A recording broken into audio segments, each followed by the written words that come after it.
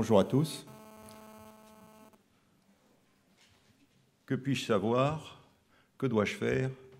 Que m'est-il permis de penser, d'espérer, se demandait le philosophe Emmanuel Kant, allemand, lorsqu'il était confronté au soubresaut de la révolution qui s'est développée en France. On peut se poser exactement les mêmes questions au sujet de la révolution numérique. Alors je voudrais, dans une première partie de cette présentation, situer les principales étapes suivant lesquelles cette révolution s'est développée, sachant qu'elle ne date pas d'aujourd'hui, nous en subissons les effets aujourd'hui, mais elle date des années 60. Et je vais donc vous expliquer comment elle s'est déployée. Ensuite, nous regarderons les menaces et les promesses qu'elle porte. Et puis enfin, nous essaierons de nous interroger pour savoir si c'est le ciel qui nous tombe sur la tête ou si, au contraire, nous avons des marges de manœuvre et si nous pouvons faire quelque chose qui corresponde plus à nos objectifs de développement humain et équilibré. Alors la première remarque, c'est que toute cette révolution a été initiée par un progrès qui s'est déployé principalement dans ce qu'on appelle le domaine des puces électroniques ou des circuits électroniques, des microprocesseurs, avec, depuis les années 60, un développement prodigieux des performances de ces puces. Aujourd'hui, si je prends cette petite clé, qui est dans ma poche, j'espère la trouver, ou si vous regardez les puces qui sont sur vos cartes vitales ou sur vos cartes de crédit, eh bien, aujourd'hui, dans une petite clé USB, vous pouvez mettre l'équivalent de l'ordre de 40 000 feuilles de papier. Donc, ne perdez pas vos clés USB. Aujourd'hui, il y a pratiquement 1 milliard de transistors qui sont implantés dans ces petites pastilles de silicium, alors que dans les années 75, il y en avait de l'ordre de 6 000. Donc, un progrès prodigieux qui a été marqué par ce qu'on appelle la loi de Moore, l'un des fondateurs de la société qui a initié ce mouvement dans les années 65, à savoir que les performances de ces puces sont multipliées par deux tous les 18 mois. Et le marché, d'ailleurs, s'est développé en conséquence, puisque le marché des puces, qui faisait $1 milliard dans les années 70, fait aujourd'hui plus de 300 milliards de dollars. Donc ça, c'est la première innovation qui a guidé tous les développements de la révolution numérique en permettant le déploiement des ordinateurs, des objets connectés, etc. Parallèlement à ça, dans les années 80, il y a eu un deuxième mouvement qui, lui, est d'ordre politique, à savoir l'affirmation par Margaret Thatcher et le président Reagan des politiques libérales. Les politiques libérales s'étaient marquées par deux évolutions majeures, à savoir l'ouverture des marchés et, en second lieu, l'amoindrissement du rôle des États. On prête à Ronald Reagan cette phrase qui est la suivante: le problème, la solution, ce ne sont pas les États, c'est plutôt le problème. Et ça, c'était tout à fait en phase avec la philosophie libérale traditionnelle des États-Unis et des peuples anglo-saxons, à savoir que rien ne doit entraver les droits individuels, il faut promouvoir la liberté d'entreprendre, la liberté de commerce, etc. Il est résulté de ce mouvement d'une convergence entre ce progrès technologique et cette évolution politique, la mondialisation. La mondialisation fait qu'aujourd'hui, nous disposons de 6 fois plus de richesses. Je ne sais pas si c'est le cas pour chacun d'entre vous. Nous disposons, d'après les indicateurs internationaux, de 6 fois plus de richesses au niveau mondial que ça n'était le cas dans les années 70-80. Le montant global de la richesse produite dans le monde est aujourd'hui de l'ordre de 75 milliards de dollars, 75 000 milliards de dollars.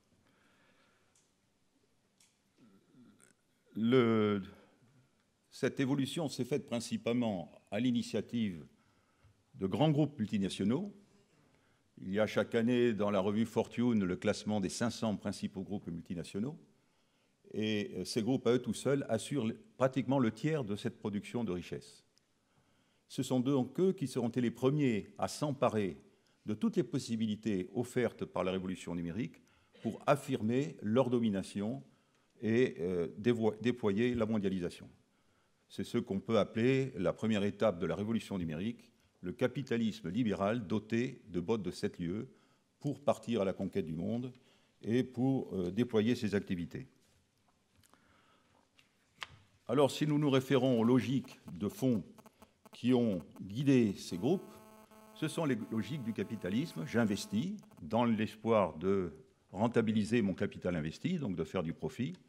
Et pour ce faire, je suis confronté à 3 problèmes fondamentaux. Le premier, c'est de me déployer au maximum sur les marchés mondiaux, donc conquête des marchés, développement du libre-échange, normalisation des consommations. Le deuxième enjeu, pour conquérir les marchés et fidéliser les clients, il faut en permanence innover.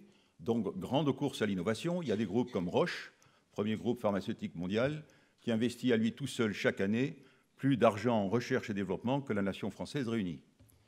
Et troisième pilier, diminuer les coûts d'exploitation, c'est-à-dire mettre les usines, mettre les ateliers, les laboratoires de recherche partout dans le monde où c'est le plus favorable du point de vue des conditions locales.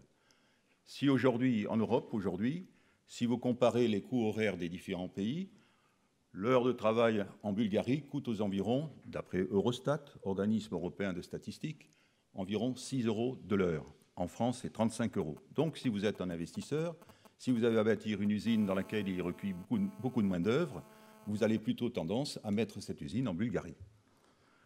Donc, ceci nous explique tout ce qui s'est passé en matière de délocalisation, en matière de division internationale du travail et tous les effets qui ont été subis par des pays comme le nôtre.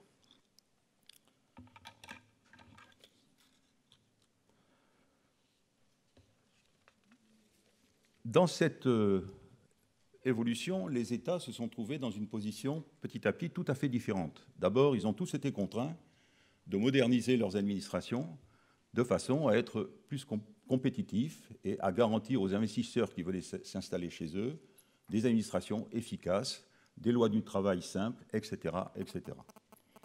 Et donc, implicitement, tous les pays se sont trouvés mis en compétition. Aujourd'hui, si vous allez sur le site Internet de la Banque mondiale, qui s'appelle Doing Business, faire des affaires, vous allez trouver des classements des pays, dont la France, avec des comparatifs sur leurs performances respectives du point de vue de ceux qui vont y investir. Est-ce que la législation est simple? Est-ce que le marché du travail est fluide? Etc., etc. Et vous avez plusieurs types de classements de ce type-là. Lorsqu'on se regarde ces classements d'ailleurs, la France est globalement au 25e pays sur 141 qui sont notés de façon systématique. Et lorsqu'on regarde aussi, parce que là, cela est fait par l'organisation Transparency International, les problèmes de corruption, nous sommes notés comme 21e du point de vue de la sécurité et de la non-corruption dans les affaires. Ce sont des chiffres d'ailleurs qui ne sont pas tellement diffusés dans notre pays, mais qu'il est bon de regarder pour se comparer aux autres et pour savoir dans quel sens il faut aller pour s'améliorer.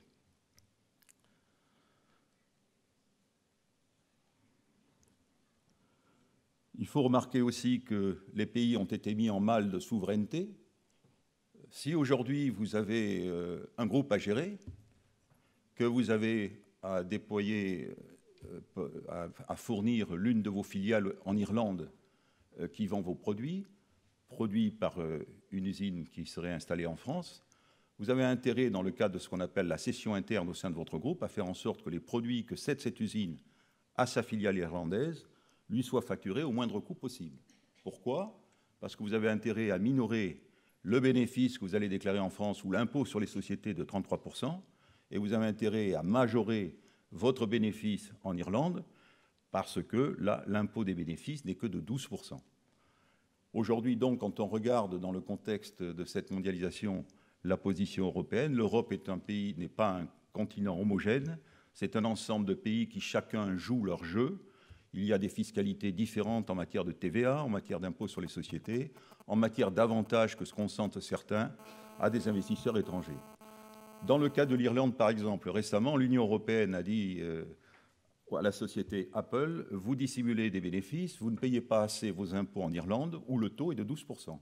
Donc, vous avez à rembourser 13 milliards de dollars au gouvernement irlandais. C'est une affaire qui est sortie récemment. Le gouvernement irlandais a refusé ce remboursement. Pourquoi?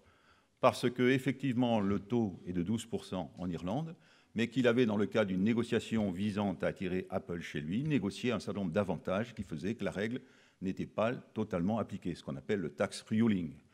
Donc, voilà un petit peu dans quel contexte vous voyez la compétition entre pays et les différenciations qui peuvent apparaître dans le comportement des uns et des autres par rapport à des règles qui devraient être communautaires.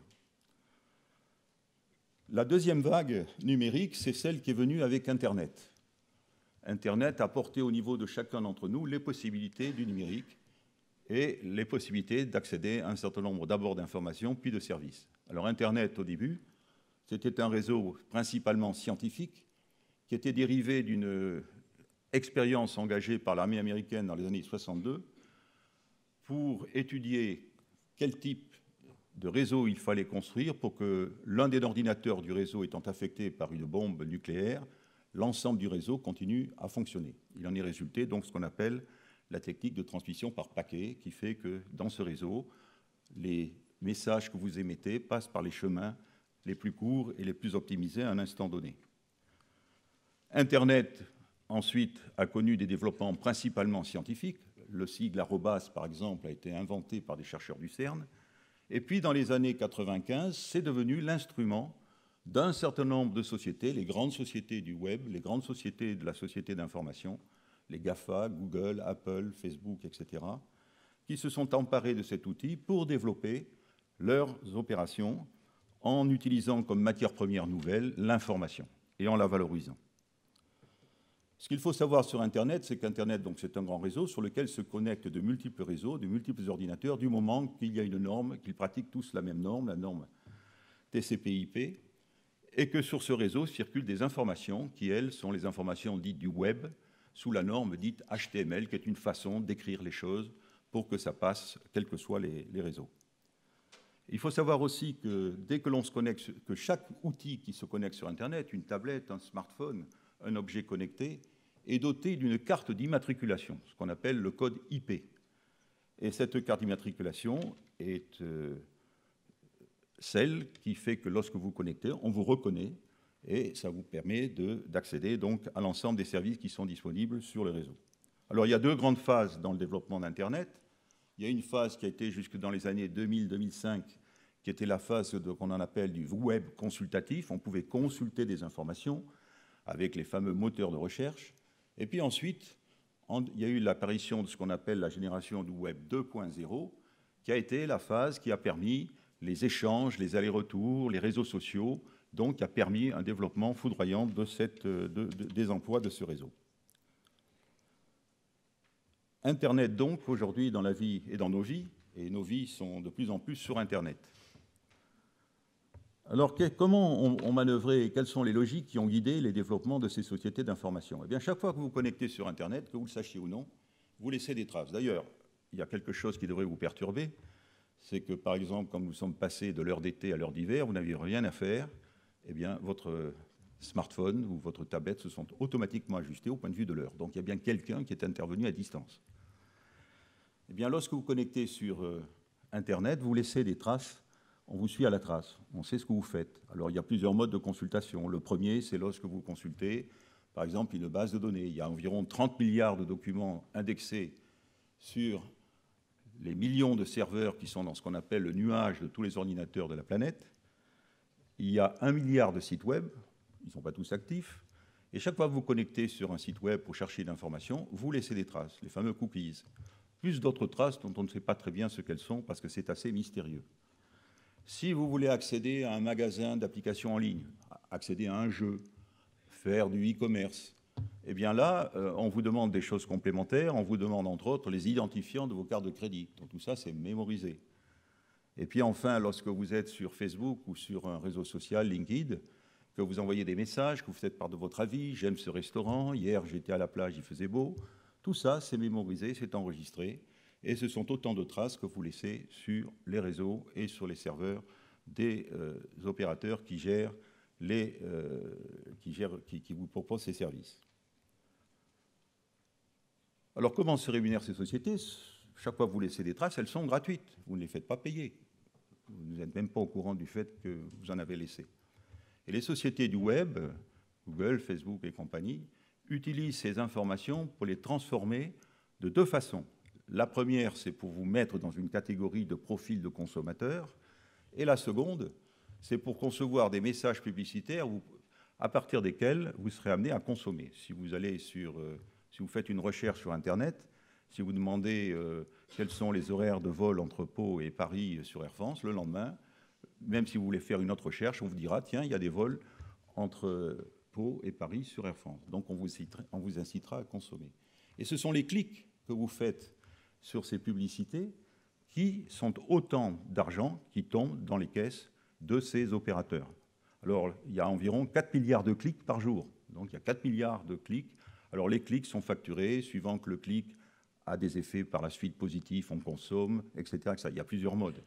Mais toute l'industrie de l'information est basée sur ce principe. Je collecte des données gratuites, je les retransforme pour servir les objectifs de la société de consommation, pour faire des messages publicitaires, et je me rémunère sur les ventes que je fais, soit sous forme de panneaux, les gens cliquent dessus, je touche quelques centimes d'euros, mais des centimes multipliés par des milliards de clics, ça fait des belles recettes, etc. Donc c'est comme ça que ça fonctionne.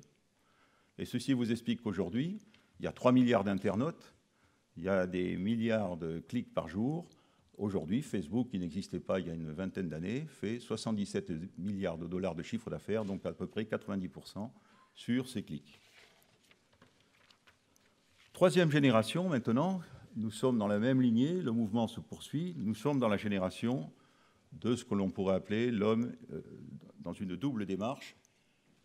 On est conduit par l'apparition des objets connectés à des objets de plus en plus fins qui vont observer de plus en plus tous nos faits et gestes. Il n'y aura plus que le smartphone, mais bien d'autres choses dont je vais parler. Et deuxièmement, on est conduit par les évolutions d'Internet à des intégrations vers des systèmes de plus en plus compliqués. Alors parlons d'abord des objets connectés. Le smartphone, d'ailleurs, en est un, une tablette en est un, mais aujourd'hui, on parle des objets connectés, c'est-à-dire tout ce qui est en train d'arriver en complément de ces outils. Il y a environ aujourd'hui 5 milliards d'objets connectés, autres que des smartphones, etc., que nous connaissons déjà. On en prévoit 20 à 30 milliards en 2020 et plus de 100 milliards en 2100. Alors, c'est quoi les objets connectés? C'est par exemple les montres que vous trouvez maintenant chez Darty ou dans un autre, je ne veux pas faire de publicité pour quelqu'un ici, ou à la FNAC.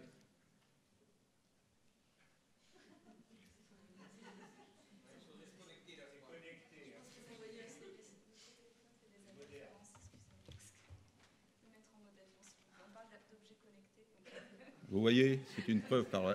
C'est une preuve, j'ai fait exprès, c'est pour vous donner une preuve par le, par le concret du monde dans lequel nous vivons.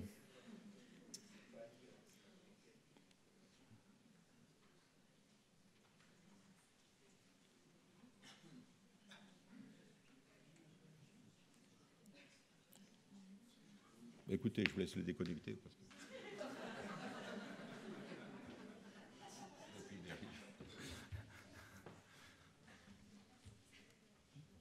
Donc les objets connectés, le plus célèbre était le Google Glass.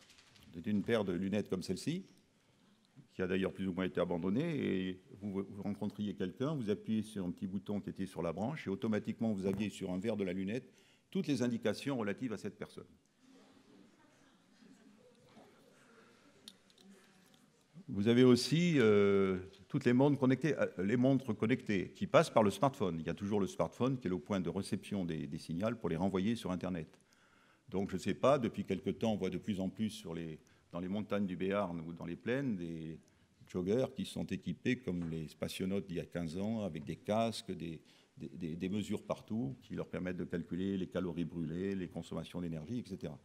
Ça n'est pas neutre parce que derrière, il y a certainement aussi vous avez consommé beaucoup de calories, n'oubliez pas que nous sommes là pour vous approvisionner demain et commandez-nous à tel endroit. Vous avez aussi les vêtements intelligents, des vêtements qui sont dans lesquels, dans les fibres, on mélange à la fois des composants électroniques très fins, très nouveaux, des diodes, etc., avec des fibres, ce qui fait que l'on peut adapter, suivre les réactions physiologiques d'une personne ou adapter ou à distance, lui suggérer des actions engagées pour mieux respirer, etc. Les implants dentaires, enfin, on ne va pas les énumérer tous. Il y a eu deux conséquences de cette évolution. La première, c'est ce qu'on appelle le self-quantify, la tendance de tout le monde à s'auto-mesurer. C'est le cas que j'évoquais tout à l'heure pour les coureurs du dimanche. Même les équipes du rugby, d'ailleurs, vous avez...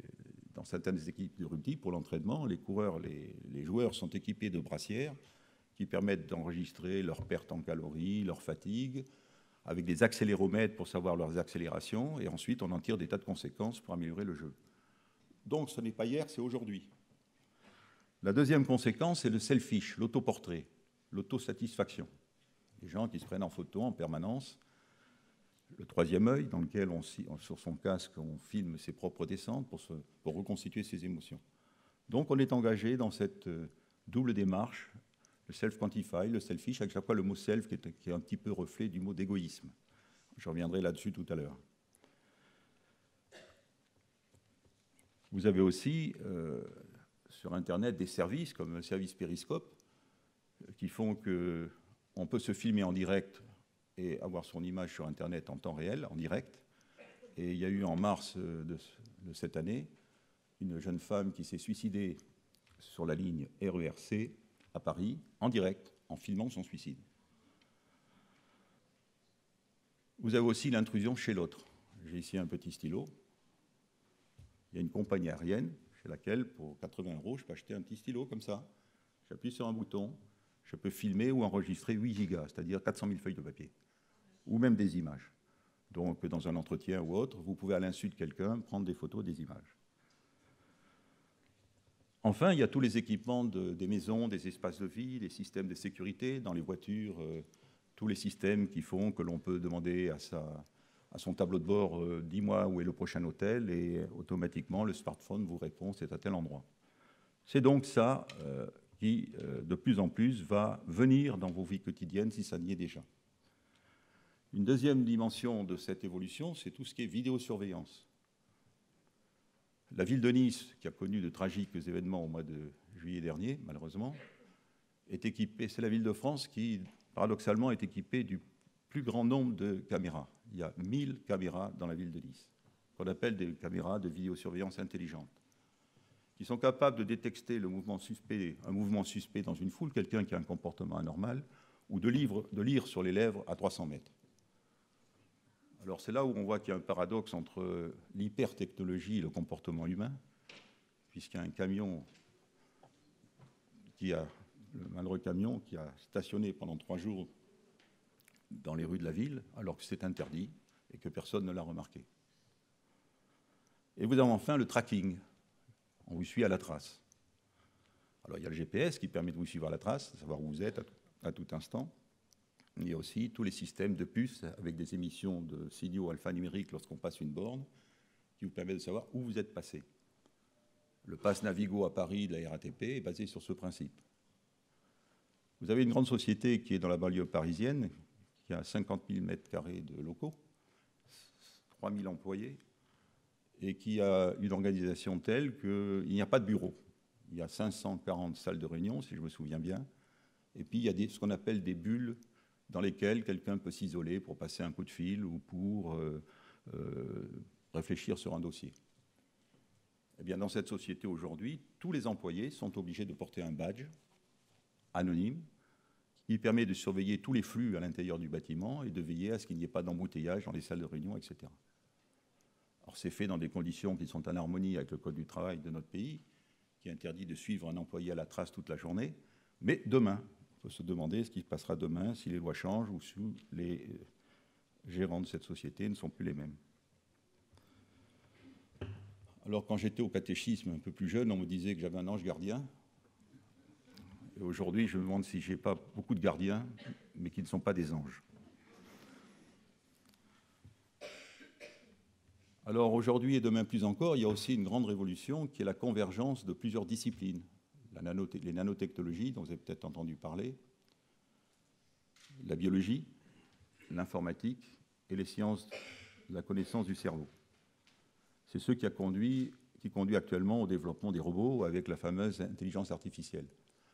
Alors, moi, je vais vous donner mon sentiment personnel. Je me méfie beaucoup du mouvement qu'il y a aujourd'hui autour de tout ça. Il y a eu le même dans les années 85.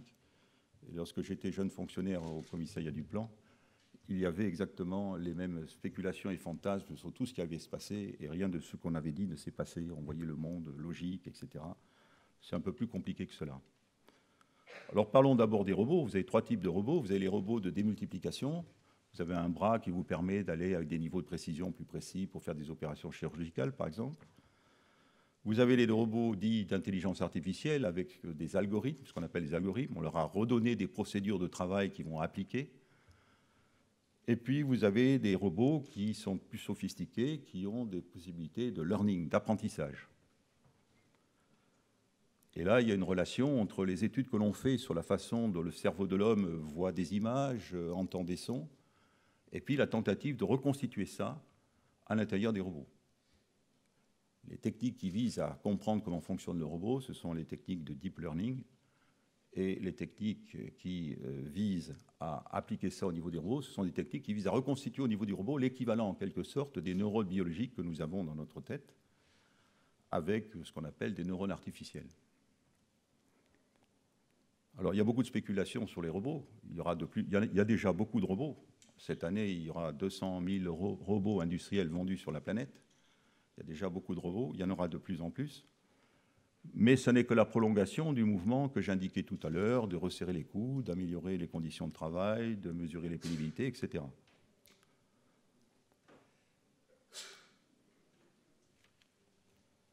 Pour ce qui concerne les robots que l'on prétend équivalents des humains, je voudrais rappeler quand même ceci, c'est qu'on dit que les robots que certains robots auront des capacités d'apprentissage. Dans notre boîte crânienne, à chacun d'entre nous, nous avons entre 80 et 100 milliards de neurones. Les neurones, ce sont des petites cellules qui reçoivent des impulsions de l'extérieur, des chocs, des impressions, des odeurs, et qui les transmettent en signaux électriques ou en signaux chimiques qui vont activer des muscles ou des systèmes de glandes pour nous faire réagir. Et les gens de la neuroscience nous indiquent qu'un cerveau ne finit jamais d'apprendre. Un cerveau humain ne finit jamais d'apprendre. Il y a ce qu'on appelle la plasticité cérébrale. Lorsque nous naissons, nous avons à peu près 10% de nos neurones qui fonctionnent par rapport à ce qu'on a déjà appris, mais tout le reste, c'est par l'éducation, toutes les expériences de la vie que ça se complète, et à tous les âges, on apprend, et le cerveau peut s'améliorer dans ses capacités et de mémorisation et de raisonnement. Donc je crois qu'il y a un certain paradoxe à prétendre qu'un jour, les robots seront l'équivalent d'une machine aussi merveilleuse que le cerveau humain, qui d'ailleurs, dont l'exploration d'ailleurs n'est pas totalement terminée, puisque les États-Unis ont lancé un grand projet, Brain Project, qui fait plusieurs milliards de dollars, parce que c'est encore un univers très, très mystérieux. Un grand savant britannique, Alan Turing, dont on a célébré le 100e anniversaire récemment, et qui avait été l'homme qui avait découvert et décrypté les codes d'Enigma, la fameuse machine allemande à crypter les messages pendant la Deuxième Guerre mondiale, était interrogé dans les années 50 sur la BBC. Et on lui avait posé la question, est-ce que les machines pourront penser? Et il avait répondu, la production de machines pensantes nous fera découvrir, par la force des choses, beaucoup de choses sur la façon dont nous-mêmes nous pensons. Et je pense que cette exploration n'est pas terminée.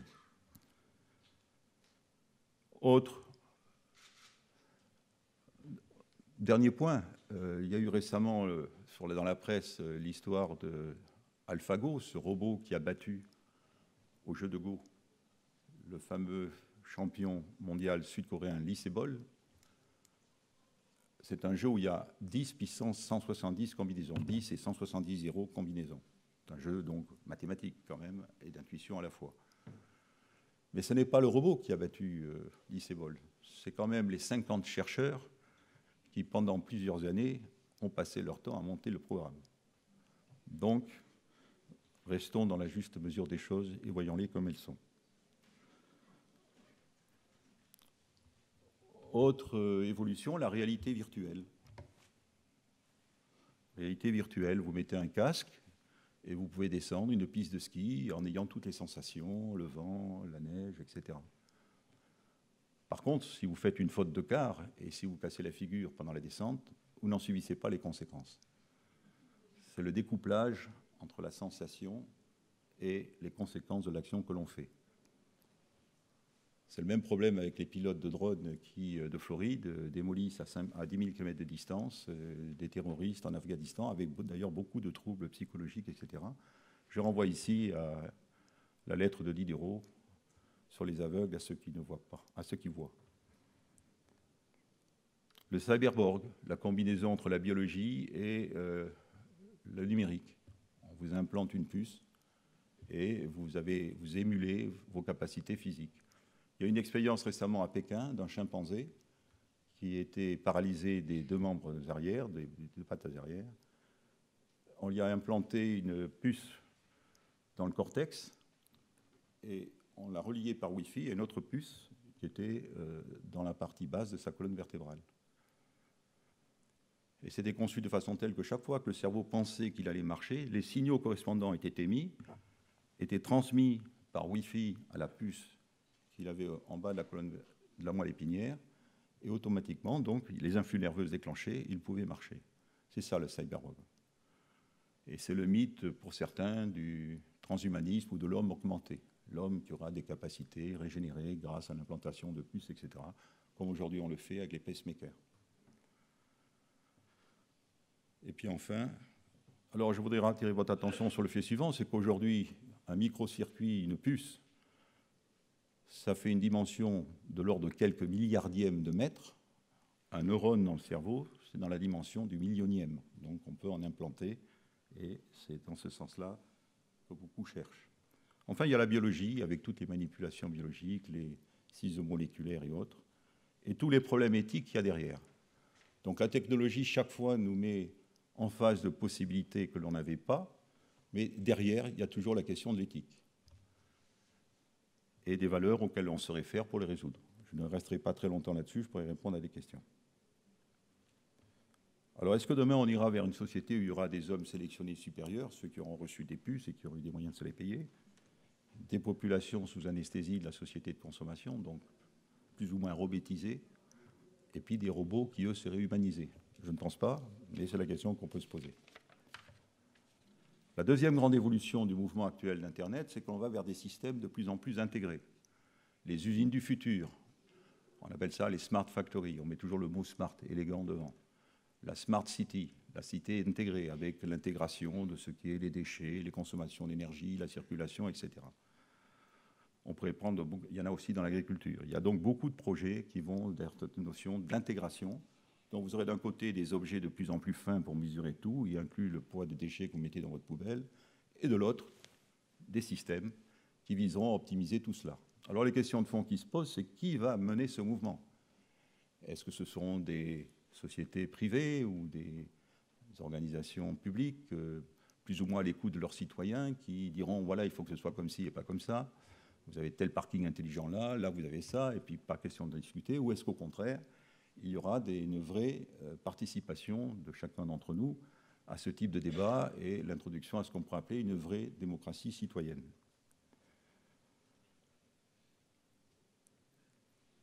Alors, quand on regarde tous ces éléments, toutes ces évolutions, on s'aperçoit qu'Internet, en fait, n'a fait qu'augmenter et nous poser un certain nombre de questions qui se posent de longue date. Les premières sont relatives à l'évolution du travail. Dans certaines études, on pense que 50% des métiers seront remis en question dans les 10-15 ans qui viennent par l'introduction des techniques numériques. Alors certains disent menacés, moi je dis plutôt remis en question parce que je pense que, comme je vais essayer de vous le démontrer, ce sera plutôt une occasion de se reposer des bonnes questions sur ce qu'il faut faire et comment le faire. Alors qu'est-ce qui va être menacé? Tous les métiers physiques, les métiers difficiles, de pénibilité, etc. dans les usines. Tout ce qui concerne le commerce aussi, ça a commencé. Tous les métiers à forte composante informationnelle et procédurière, notaire, banque, etc. Ça a aussi commencé. Aujourd'hui, vous avez des robots qui vont automatiquement faire le lien entre votre compte en banque et puis les comptes particuliers de votre entreprise pour équilibrer les écritures. Tous les métiers de la santé, etc., etc. Et vous avez aussi un effet disrupteur d'Internet, un effet de remise en question qui est ce qu'on appelle l'ubérisation. Alors sur l'ubérisation, moi c'est très clair. On m'a demandé une conférence récemment là-dessus à la Fête de l'Humanité. Je considère que c'est du travail au noir. L'ubérisation, de mon point de vue, telle qu'elle a été pratiquée, c'est du travail au noir. Je crée une plateforme, je demande à des chauffeurs, pour prendre le cas des chauffeurs d'Uber, que je mets en relation avec des gens qui ont appelé la plateforme d'aller les prendre à tel endroit. Je prends ma commission dessus. Ceux qui ont pris les passagers ne payent pas d'impôts. Et moi, en tant qu'Uber, j'en paye le minimum possible. Donc pour moi, c'est du travail au noir. Vous avez aussi sur Airbnb, les personnes Airbnb, ça veut dire Air Bed and Breakfast. Ça a été créé à l'initiative de 2 Californiens qui, pendant les périodes où les hôtels étaient saturés, offraient à des gens de passage au début des matelas pneumatiques, Airbed, et puis le petit déjeuner. Et puis après, ils se sont développés. Aujourd'hui, ils font plusieurs milliards de dollars de chiffre d'affaires. Ils sont présents dans 110 pays. Et aujourd'hui, c'est la mise en relation entre un particulier qui a un logement et qui veut le mettre à disposition d'une autre personne qui passe. Dans le temps, ça se faisait via des agences. Là, ça se fait beaucoup plus rapidement via Internet. Alors là aussi, c'est antinomique du métier d'hôtelier qui, lui, a des charges, a des obligations de sécurité, etc. Alors ce qu'il faut remarquer, c'est que dans tous les pays, aujourd'hui, par rapport à cette première vague d'ubérisation, des lois se sont mises en place. Aujourd'hui, à Paris, si vous voulez loger votre logement au titre de Airbnb, vous êtes obligé de vous immatriculer, vous êtes obligé de déclarer, de payer une certaine taxe. Et dans tous les pays, c'est en train de se passer comme ça. Pour Donc, l'ubérisation, travail au noir, et deuxièmement, pas automatiquement pourvoyeuse d'emploi, puisque Uber, à Philadelphie, aujourd'hui, est en train d'utiliser 4 Ford prototypes sans chauffeur, en disant, à terme, je n'aurai pas de chauffeur, je n'aurai besoin de personne. Donc, il faut se méfier de ce que l'on raconte sur tous ces mouvements. Il faut bien regarder ce qui se passe, bien observer les situations. Et en Grande-Bretagne, par exemple, Uber a été déclaré récemment par un tribunal de Londres comme une société qui ne mettait pas en relation des gens indépendants, mais comme une société qui utilisait des salariés, avec des argumentaires du juge qui étaient le suivant. On leur demande un certain niveau de formation, on leur indique le chemin qu'ils doivent prendre pour aller chercher tel client, on les note sur ce qu'ils font, et quand le client n'est pas content, c'est nous, Uber, qui allons devant le tribunal. Donc, le tribunal de Londres, de Grande-Bretagne et d'autres dans d'autres pays ont retenu des règles qui font que petit à petit, il y aura un replacement de toutes ces nouvelles formes d'activité dans le contexte plus général dans lequel nous vivons. Alors ça ne veut pas dire que ces opérations sont inutiles. Le fait qu'Uber soit apparu et que ça ait créé des conflits avec les taxis parisiens, c'est très bien de notre côté, parce que ça faisait 20 ans que l'on parlait du statut des taxis parisiens, que personne ne faisait rien et que tout le monde savait. C'était une protection bloquée par le système des quotas, etc. etc. Donc c'est ce qu'on appelle ceci l'effet disrupteur d'Internet. La remise en question de choses qui existent, avec en général une remise en ordre du côté d'Internet par les aspects juridiques, et la remise en question des secteurs classiques qui sont amenés à s'interroger, à évoluer. Aujourd'hui, vous allez à Paris, vous prenez un taxi à Orly, vous payez à peu près le même prix que si vous preniez un VTC avec un tarif au forfait, ce qui n'était pas le cas il y a quelques années. Donc c'est la rencontre de ces deux mondes qui fera des mouvements, nous faisant avancer vers des choses plus idéales que celles dans lesquelles nous sommes aujourd'hui. Alors quels seront les métiers qui vont se créer demain ? Je pense qu'il y aura beaucoup de métiers liés à la notion de maîtrise des systèmes compliqués, des concepteurs, des développeurs, des agents de sécurité, tout ce qui est lié au fait que les systèmes vont devenir de plus en plus complexes. Il suffit d'ailleurs qu'il y ait une panne dans un ordinateur pour qu'aussitôt un système bancaire s'arrête. Et puis deuxièmement, tous les métiers de base que nous connaissons aujourd'hui. Un plombier aujourd'hui qui vient chez vous, il a une petite caméra qui met un tuyau, il met un fil dans un tuyau qui est bouché, il a une petite caméra pour voir ce qui se passe, il a un détecteur ultrason pour détecter exactement où est le bouchon, et il a donc toute une série d'éléments de diagnostic qu'il n'avait pas, qui vont lui permettre de faire un excellent diagnostic avant de prendre la vraie décision qui est qu'est-ce que je fais ? Et là, il est poussé à être un excellent professionnel. Donc je pense que tous les métiers, architectes, etc., vont évoluer dans ce sens-là, avec des services de plus en plus améliorés par rapport à ce que nous pouvons attendre. Et puis enfin, il y a des métiers qui vont certainement consister à réhumaniser la révolution numérique, à mettre des interfaces entre les utilisateurs que nous sommes, tous en position un petit peu asymétrique par rapport à des grands systèmes, et puis ces systèmes. Donc c'est aider les gens à utiliser leur smartphone, leur smartphone, etc. C'est tous ces métiers qui vont certainement, que j'appelle des métiers de facilitateurs. Enfin, il y a des métiers qui sont pleins d'avenir, en pleine croissance. Tout ce qui est sociologie, sophrologie, magnétiseur, etc. Il y a une demande très forte parce qu'effectivement, les gens vont y rechercher quelques points de repère et d'équilibre que le numérique leur a fait perdre. Donc nous voyons que nous sommes confrontés à un nouveau monde qui va nous demander beaucoup de capacités d'anticipation, nous interroger sur le sens du mouvement qui est en train de se faire, sur les conséquences qu'il peut avoir, avec derrière beaucoup d'exigences de formation, d'apprentissage, de reconversion des personnels. Et quand on regarde par exemple en France l'état de la formation professionnelle, on voit là qu'il y a de gigantesques chantiers qu'il nous faudra traiter. Quelques mots enfin sur les menaces d'Internet. Aujourd'hui, il n'y a aucune transparence sur les informations. Qui sait, dans la salle, les informations stockées sur sa personne dans les différents systèmes auxquels elle est amenée au cours de sa vie à se connecter ou à laisser des traces parce qu'elle fait des consultations bancaires, parce qu'elle a donné des informations à tel magasin, etc. Personne. Personne ne sait exactement où sont les informations et de quelles informations il s'agit. Alors, du point de vue des sociétés du web, nous sommes tous des consommateurs potentiels. C'est dans la logique du système capitaliste dit libéral, à savoir on produit, on vend, et pour vendre, on fait de la publicité, et chacun est une cible désignée pour des campagnes de promotion, etc. La deuxième, c'est que lorsque nous sommes dans une entreprise ou une organisation publique, nous sommes amenés à travailler, à laisser des traces de tout ce que nous faisons. On nous demande combien de temps on a passé pour telle opération, comment on a passé notre temps, etc. Et la troisième, c'est l'intrusion des États. Monsieur Snowden, qui est aujourd'hui toujours en Russie, avait montré comment la NASA avait lancé des programmes, le programme PRISM en particulier, qui lui permettait d'aller interroger les serveurs des grandes sociétés américaines, Google, etc., pour rechercher des informations sur des personnes à partir du moment où elles étaient à l'étranger et suspectées de porter atteinte aux intérêts nationaux des États-Unis. Et avec le développement de toutes les lois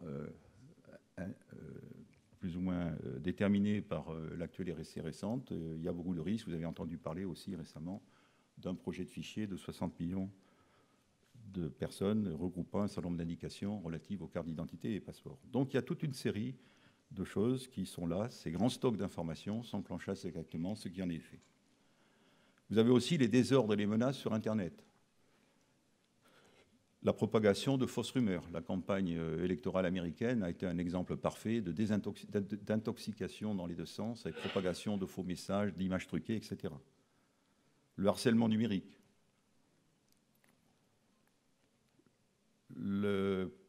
L'atteinte à la réputation d'un magasin. Vous avez dans des sociétés maintenant des officiers, des personnes qu'on appelle les e-reputation officers, qui sont en charge de veiller à ce que sur Facebook, par exemple, on ne mette pas de commentaires défavorables à l'activité de l'entreprise dans laquelle ils sont, de façon à pouvoir répondre et à éviter que ça ne se propage dans tout le réseau. Vous avez aussi tout ce que vous connaissez tous, si vous avez des ordinateurs ou des smartphones, les spams, le hameçonnage, etc. Les spams, ce sont tous ces emails indésirables que vous recevez. C'est à peu près 70% des emails au niveau mondial sont des spams. Le hameçonnage, etc. Alors le hameçonnage, on vous envoie un message. Monsieur, vous n'avez pas payé votre dernière facture d'électricité. Nous avons besoin que vous nous confirmiez vos identifiants bancaires. Vous répondez, c'est capté par des intrus qui en font leur affaire. Vous avez aussi les cyberguerres. Il y a une centrale, en 2013, il y a la principale centrale uranienne d'enrichissement d'uranium, au moment où il y avait les négociations entre les États-Unis et l'Iran, qui ont été totalement mis hors service par l'introduction de virus dans les systèmes de la centrale, à l'initiative, semble-t-il, des Israéliens. C'est ce que l'on dit. Donc voilà le monde dans lequel nous sommes. Il est très facile aujourd'hui pour quelqu'un qui est dans un pays lointain de faire aussi du rançon logiciel. Il envoie un message à distance sur votre ordinateur est bloqué, il ne peut plus fonctionner, et à moins de lui payer en monnaie virtuelle, en bitcoin par exemple, quelque chose, vous serez condamné à changer votre ordinateur en perdant toutes vos archives. Il y a eu, je crois, récemment dans le Béarn, une dizaine d'attaques de ce type-là.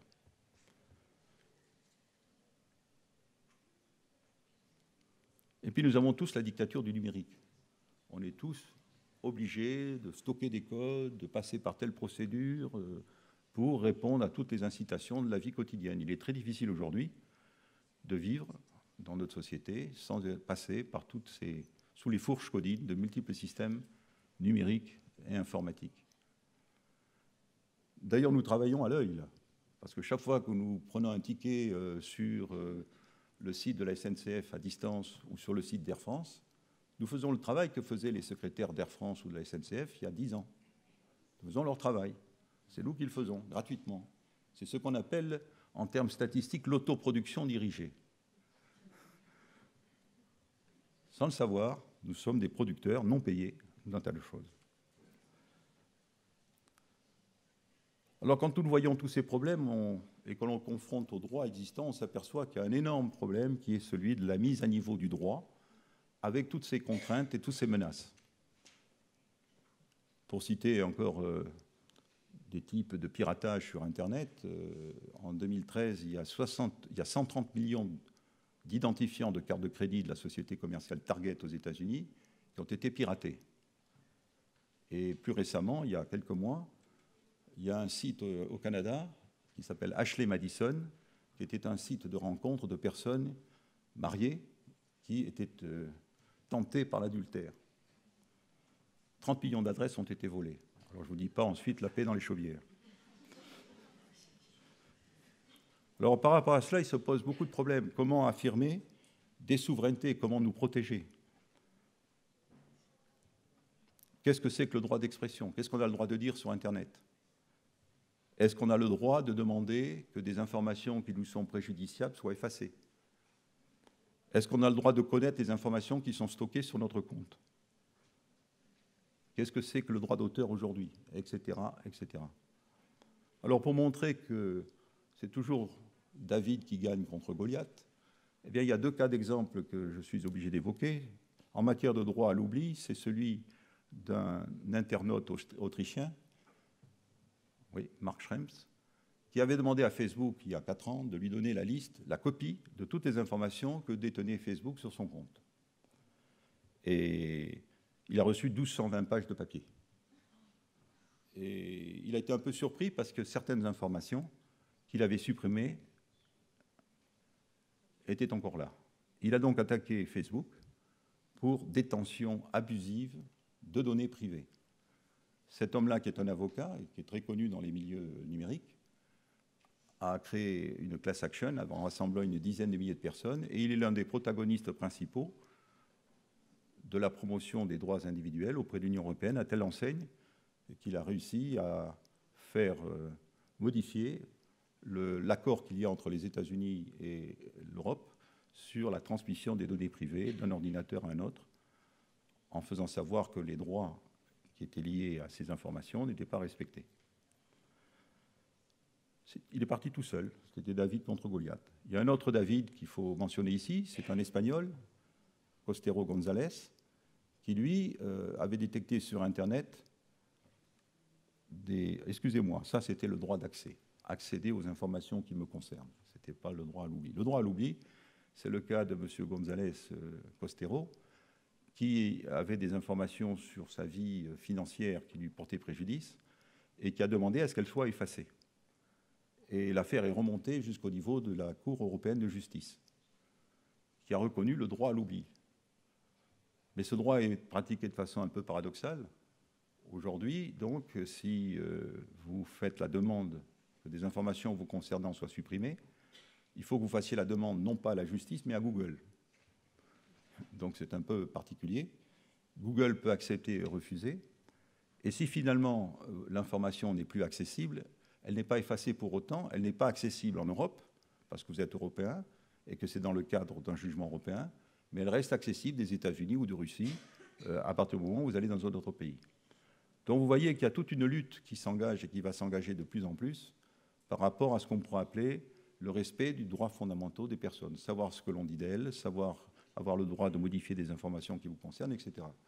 Le grand paradoxe étant qu'en 1978, la loi votée en France sur l'informatique et les libertés prévoyait que des protections par rapport à tout ce phénomène, mais que malheureusement, avec Internet, elles ne sont plus appliquées. Le droit d'expression, c'est plus compliqué. En France, le droit au blasphème est reconnu. On a le droit de blasphémer contre une religion. C'est pour ça que les journalistes de Charlie Hebdo avaient le droit de publier les caricatures qu'ils ont publiées. Mais à partir du moment où ces caricatures sont diffusées sur Internet au niveau mondial, vers des pays où le droit au blasphème n'est pas mis, on peut concevoir que ça soulève un certain nombre de questions et de réactions. Donc vous voyez toute une série de questions qui se posent aujourd'hui, qui sont liées à cette couverture mondiale d'Internet, à ces pratiques que nous voyons partout, et à la nécessité, dans les différents pays, de réfléchir à des droits et à des législations en accord avec ces nouvelles pratiques. Alors aujourd'hui, il n'y a pas de gouvernement mondial d'Internet, il n'y a pas d'instance juridique globale qui gouverne tout cela, il y a un trou. Il est souhaitable que les pays, dont l'Europe, affirment de plus en plus les valeurs fondamentales auxquelles elles croient en matière de droit, la protection des données privées, etc., pour que dans les futures négociations internationales, si elles arrivent un jour, tout ceci soit bien pris en compte. Alors j'ai parlé des menaces d'Internet, j'ai parlé, peut-être de façon effrayante, mais néanmoins véridique, de ce qui se prépare. Il faut aussi parler des possibilités. des choses positives. Avec Internet aujourd'hui, n'importe qui peut propulser des messages, envoyer des vidéos, faire connaître son opinion. Internet, c'est aussi le support d'initiatives locales. Je peux lever des fonds en mettant sur une plateforme que je vais acheter 2 ou 3 000 $. Je vais placer des messages disant j'ai besoin d'argent pour telle opération artistique ou autre, et je vais avoir des souscripteurs. Je peux aussi créer des monnaies locales. Je crois qu'il y en a une ici en Béarn, le Tikal, si je ne dis pas de bêtises. Tidal, pardon.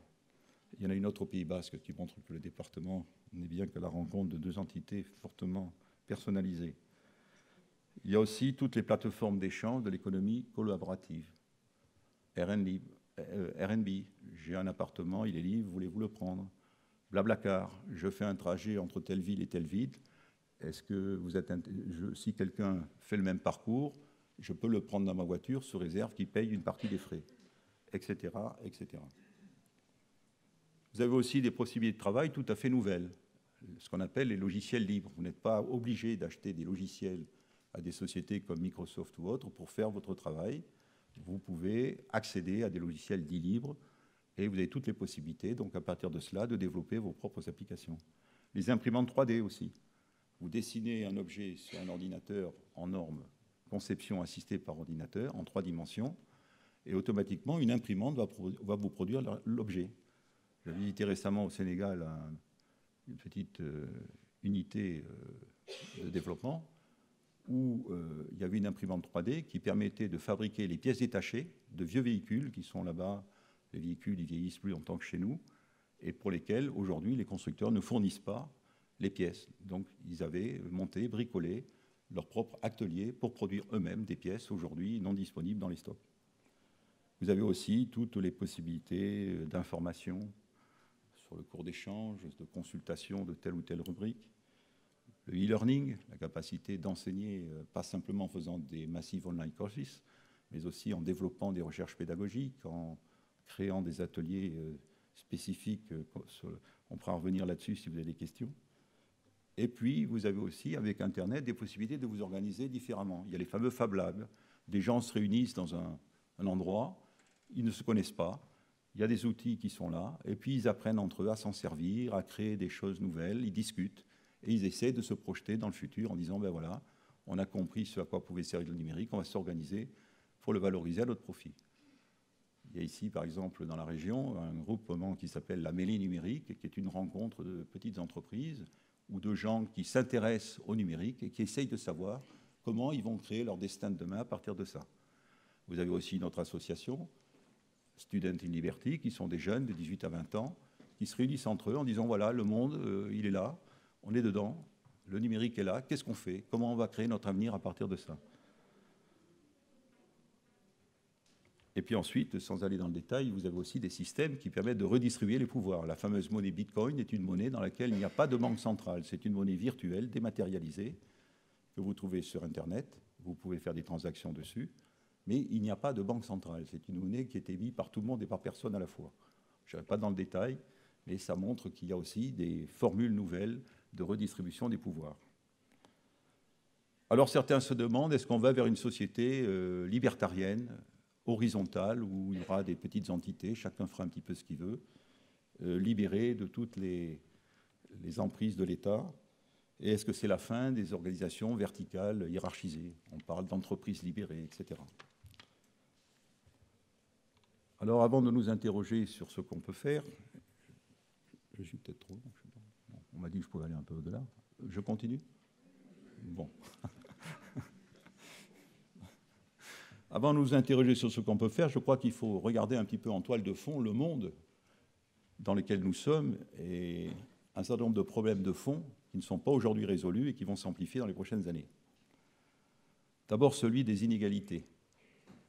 Le capitalisme sélectionne les meilleurs et aujourd'hui, nous savons tous que nous vivons dans une société où tout le monde n'a pas eu sa part du festin. Il y aurait, d'après l'INSEE, 6 millions de gens sous seuil de pauvreté en France. Le revenu d'un Malien aujourd'hui, c'est 1600 € par an. Pour un Français et un Européen, c'est 37 000. Et aujourd'hui, vous avez 60% de la consommation mondiale qui est assurée par 12% de la population. Il y a 800 millions de personnes qui, à elles toutes seules, consomment 60% de tout ce qui est produit et de tout ce qui est consommé. Et parallèlement à ça, vous avez 2 milliards de personnes qui vivent avec moins de 2 euros par jour. Donc, il y a ce premier problème de fond qui va s'amplifier dans les années qui viennent, et auquel il faudra répondre, celui des inégalités. Il y a celui aussi des effets de l'industrialisation et de la croissance forcée, avec tout ce que nous savons en matière de pollution, en matière d'empreinte écologique. Aujourd'hui, ce qu'on appelle l'empreinte écologique, la sollicitation que nous faisons chaque année sur les ressources naturelles, les sols, les forêts, etc., il faut 1 année et demie pour régénérer ce que nous avons prélevé en 1 année. Alors que dans les années 60, il fallait 0,5 années. Donc nous sommes dans une impasse de ce point de vue-là. On ne peut pas continuer à ce rythme-là. Je ne parle pas du réchauffement climatique. Je ne parle pas non plus de la limite physique des ressources naturelles. Quand on prend, il y a un rapport de l'Assemblée nationale qui a fait un inventaire de plusieurs matériaux en regardant jusqu'à quand, d'ici quand leurs réserves seraient épuisées. Le plomb, le nickel, etc. Beaucoup, dans les 10, 20, 30 ans, ne seront plus disponibles. Quand on prend les réserves de gaz, de pétrole et de charbon, il y a à peu près 80 ans. Mais si on prend les taux de croissance actuels de l'économie extrapolés à 2100, il faudra produire 6 fois plus de richesses qu'aujourd'hui, donc prélever 6 fois plus de matériaux, 6 fois plus de ressources, et on voit qu'on est dans un système qui n'est pas possible dans les conditions actuelles. Il y a aussi un autre élément, c'est toute la bombe démographique. Vous aurez en 2050 2,5 milliards d'Africains contre 800 millions aujourd'hui, et 600 millions d'Européens contre 500 millions aujourd'hui. Donc tout ce que nous voyons aujourd'hui en matière de migration, etc., ne va que s'amplifier, et là aussi, ça demande des stratégies de réponse bien pensées et bien élaborées. Et je ne parle pas du problème de l'eau, etc. Un autre effet de la société de consommation, c'est que ça a été la promotion du je contre le nous. Il y a des sociologues américains qui ont étudié comment le comportement des personnes ont évolué au sein de nos sociétés modernes. Aujourd'hui, on préfère le plaisir au bonheur, on préfère les droits aux obligations, on préfère le simple au compliqué, etc., etc. Et il y a eu un développement, par les effets mêmes de cette société de consommation, de l'égoïsme, de la revendication personnelle, à l'encontre de l'engagement communautaire. Les associations, les clubs citoyens ont beaucoup de mal aujourd'hui à recruter des personnes par rapport à ce qui se passait il y a quelques années. Et nous voyons aussi des débuts de contestation, des jacqueries, des gens qui se rebellent, qui ne sont pas d'accord. Donc on est dans un monde en pleine transformation.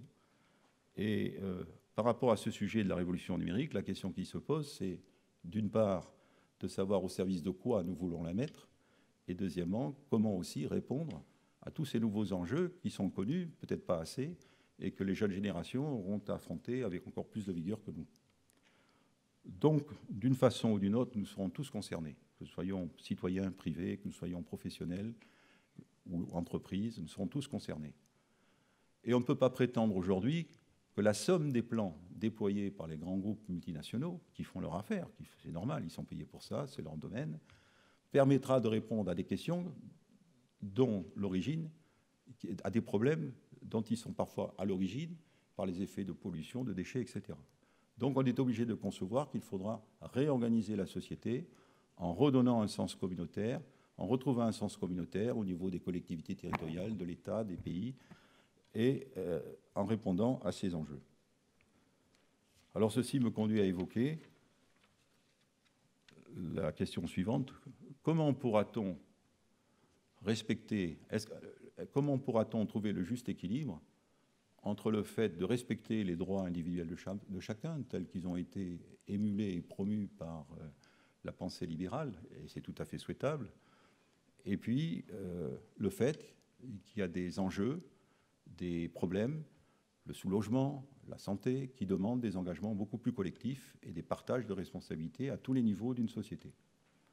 Donc comment trouver cet équilibre? Et cela me conduit à évoquer le principe de subsidiarité, que certains d'entre vous peut-être connaissent, qui est un principe qui est basé sur le fait que c'est l'individu qui est à la base de tout. Les organisations qui ne sont que l'expression de ce qu'il veut faire, les entreprises, etc., doivent être à son service. Et le rôle de chacun dans une société organisée comme cela, c'est par rapport à des missions et des responsabilités bien claires, d'assumer ses responsabilités et de faire ce qu'il faut pour que le bien commun soit en harmonie avec aussi le bien privé et réciproquement. Donc c'est sur ce principe-là que, je pense, l'enjeu pour nous, ça n'est pas, nous connaissons, j'espère vous connaissez mieux aujourd'hui maintenant, après ces quelques instants, la révolution numérique, quand vous êtes arrivé dans la salle, je pense qu'il faut considérer que tous ces outils, les robots, etc., ce ne sont que des outils. Ce ne sont que des outils qui sont à notre disposition. Ils sont à notre disposition pour construire l'avenir que nous voulons. Il n'y a pas besoin de Google pour organiser des communautés de communes. Il n'y a pas besoin de Google pour organiser des activités conviviales, etc. On n'a pas besoin de cela.